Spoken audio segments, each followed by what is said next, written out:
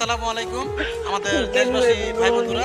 তবে এই ভিডিওটা এসে দেখুন, এই হুজুরা যে কাজটা করতেছে, আমি বলি উনার পরিবার হোক বা যাই হোক, সেটা কিন্তু আড়ালে করার দরকার, বা সেটা আড়ালে তাদের কি করবে, কি ফুর্তি আমোদ কি করবে না করবে, সেটা তাদের আড়ালে করার প্রয়োজন।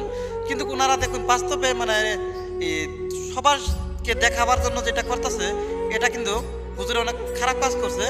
আর হুজুর হয়ে যদি এই কাজটা করে, তাহলে আমাদের মতো ছেলেরা কি করবে বলুন, আপনারা বলুন। তাহলে হুজুর যদি এরকমভাবে কন্ট্রোল না থাকতে পারে, তাহলে আমাদের মতো ছেলেরা কীরকমভাবে কন্ট্রোল থাকবে? তাহলে আমাদের মতো ছেলেরাও নিশ্চয়ই খারাপ হয়ে যাবে।